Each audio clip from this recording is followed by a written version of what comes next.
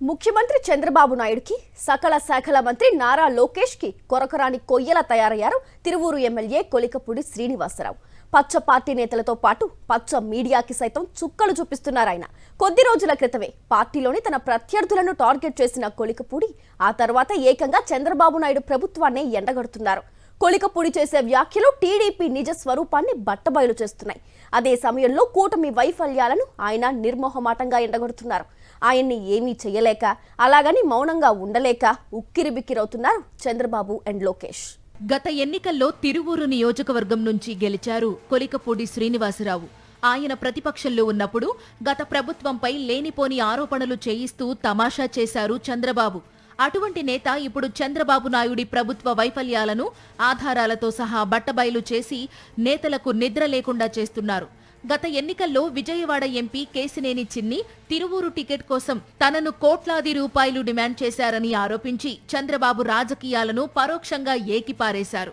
ఈ ఆరోపణతో కూటమి గత ఎన్నికల్లో డబ్బులు ఎంత విచ్చలవిడిగా ఖర్చు చేసిందో తేటతెల్లమైంది. కొలికపూడి వైఖరితో కేశినేని చిన్నికి బాగా కాలింది. కొలికపూడిపై చర్యలు తీసుకోవాలని ఆయన చంద్రబాబునే పట్టుబట్టారు. అయితే లాభం లేకపోయింది. కొలికపూడి ఇలా నిజాలు బయట పెడితే తమ బండారాలన్నీ బయటపడతాయని భయపడ్డ చంద్రబాబు నాయుడు కొలికపూడిని బుజ్జగించిరమ్మని కొందరు నేతలను పంపారు. ప్రత్యేకించి కేశినేనికి కొలికపూడికి మధ్య సంధి కుదర్చమన్నారు. అయితే ఆ ప్రయత్నాలేవీ ఫలించలేదు.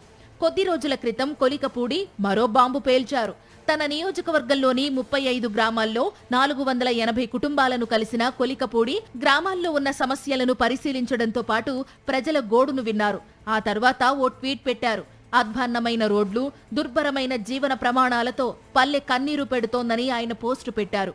ఇది రాష్ట్ర వ్యాప్తంగా ప్రకంపనలు సృష్టించింది. చంద్రబాబుకైతే కావలసినంత మంట పుట్టించింది.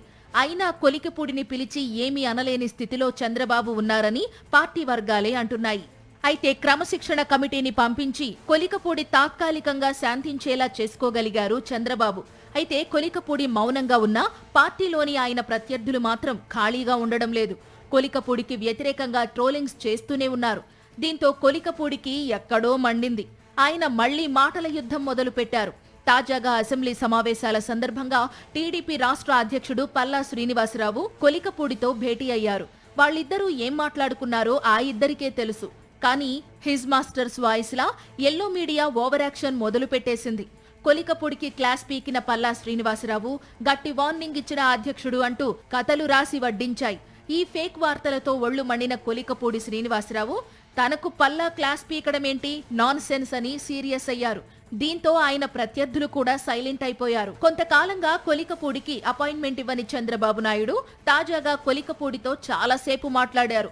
అది కూడా కొలికపూడికి చంద్రబాబు మర్యాద ఇస్తూ మాట్లాడడంతో పార్టీలోని కొలికపూడి ప్రత్యర్థులకు నోట మాట లేదు.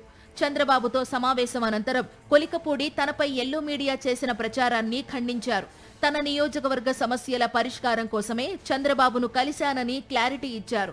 తాను ఎప్పుడూ ఉన్నది ఉన్నట్టే మాట్లాడతానని, భవిష్యత్తులో కూడా తన పోస్టులు కొనసాగుతాయని కొలికపూడి తెగేసి చెప్పేశారు. కొలికపూడి ఇంత డైనమిక్ గా ఉంటే చంద్రబాబు, లోకేష్ మాత్రం డిఫెన్స్ లో పడిపోయారు.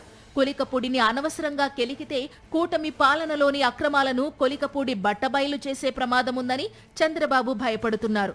అందుకే కొలికపూడిపై మనసులో పీకల దాకా కోపం ఉన్నా పైకి మాత్రం నవ్వు తగిలించుకుని చంద్రబాబు యాక్టింగ్ చేస్తున్నారని పార్టీలో సీనియర్లు సెటైర్లు వేస్తున్నారు. మరి కొలికపూడి ఇష్యూ పార్టీని ఎటువైపు తీసుకెళ్తుందో చూడాలి.